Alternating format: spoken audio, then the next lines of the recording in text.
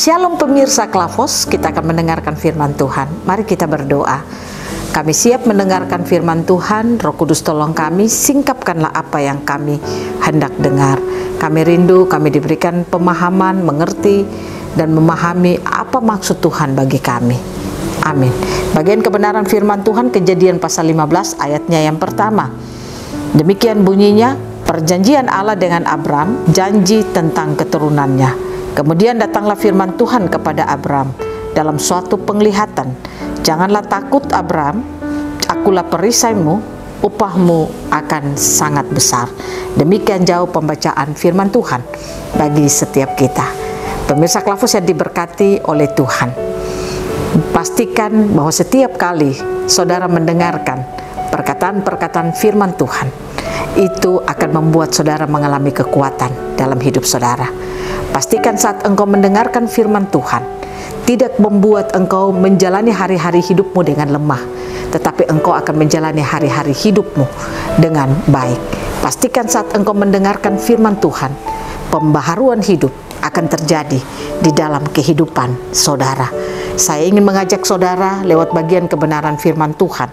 Tuhan berkata kepada Abraham, dikatakan, janganlah takut Abram, akulah perisaimu, upahmu akan sangat besar. Pemirsa, kalau Tuhan berkata kepada Abraham, kita tahu siapa Abraham, dia dikatakan bapa segala orang beriman. Abraham ketika mendengarkan perkataan Tuhan, dia sangat percaya kepada Tuhan. Pastikan saudara dan saya demikian saat kita mendengarkan firman. Pastikan kita percaya kalau Tuhanlah yang berkata-kata kepada kita, maka pasti Dia akan menggenapi itu dalam kehidupan kita. Masalahnya banyak orang Kristen mendengarkan khotbah, tetapi mereka tidak bisa hidup dalam kebenaran. Banyak orang Kristen mendengarkan khotbah di dalam ibadah, tetapi mereka tidak mengalami kemenangan di dalam perjalanan hidupnya. Ada tantangan, ada persoalan, mereka tidak kuat, tetapi mereka menjadi lemah. Nah, kalau firman yang dikatakan Tuhan kepada kita, kita tahu itu pasti akan digenapi, tidak mungkin tidak digenapi.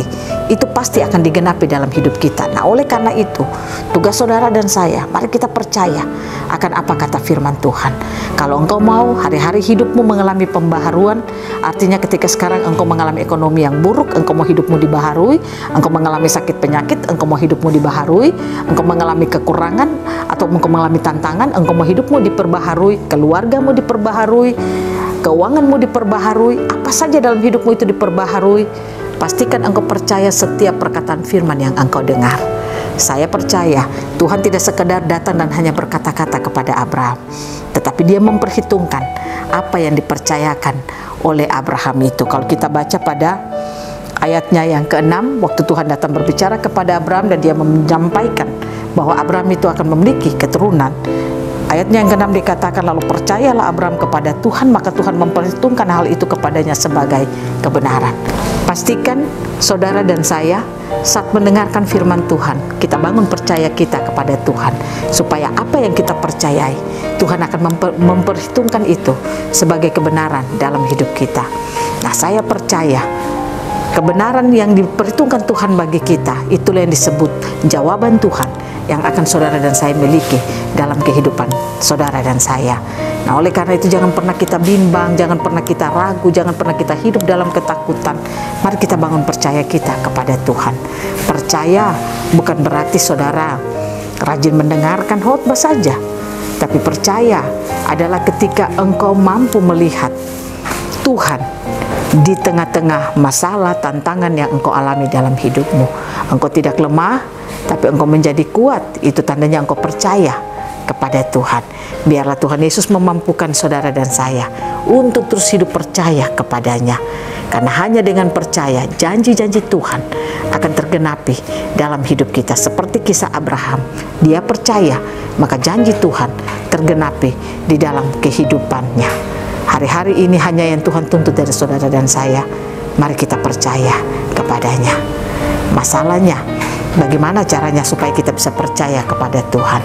Saya ingin katakan kepada saudara, kalau saudara mau supaya saudara bisa hidup percaya kepada Tuhan, pastikan Ketika engkau mendengarkan firman, engkau membuka hatimu, siap dikoreksi, siap ditegur, siap dinasehati oleh firman Tuhan.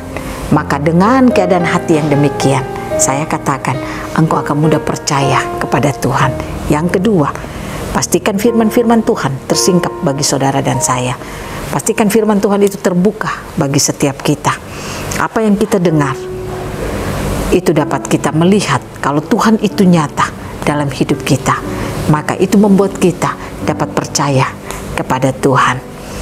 Yang ketiga, pastikan saudara dan saya setia berjalan dalam perkataan firman Tuhan. Kesetiaan kita membuat kita akan mampu hidup percaya kepada Tuhan. 3 hal ini kalau kita lakukan dalam hidup kita, maka saya percaya pemirsa Klafus yang berkati Tuhan, kita akan menjadi orang Kristen yang memiliki kehidupan yang terus percaya kepada perkataan-perkataan firman Tuhan. Ingat, saat engkau mendengarkan pemberitaan firman Tuhan, pastikan engkau bisa menangkap suara Tuhan di dalamnya. Karena hanya suara Tuhan yang membuat engkau bisa hidup percaya kepada Tuhan. Pasti saudara akan bertanya, bagaimana saya bisa mendengarkan suara Tuhan? Saya ingin katakan kepada saudara, saat engkau mendengarkan firman, tiba-tiba tersingkap dalam pikiranmu, ada pengertian dan pengetahuan tentang apa yang kau dengar. Itu namanya engkau menangkap suara Tuhan. Pastikan apa yang kau tangkap, kau hidup di dalamnya. Karena apa yang tersingkap, itu yang Tuhan mau, engkau harus hidup di dalamnya. Itu yang engkau butuhkan dalam hidupmu. Biarlah Tuhan Yesus menolong kita lewat kebenaran firman-Nya di hari ini, dan memampukan kita untuk terus berjalan percaya kepada Tuhan. Amin. Mari kita berdoa. Terima kasih Tuhan, kami telah mendengarkan firman-Mu. Tolong kami agar kami terus percaya kepadamu ya Tuhan. Inilah kami, dalam nama Yesus kami berdoa. Amin. Shalom, Tuhan berkati kita semua.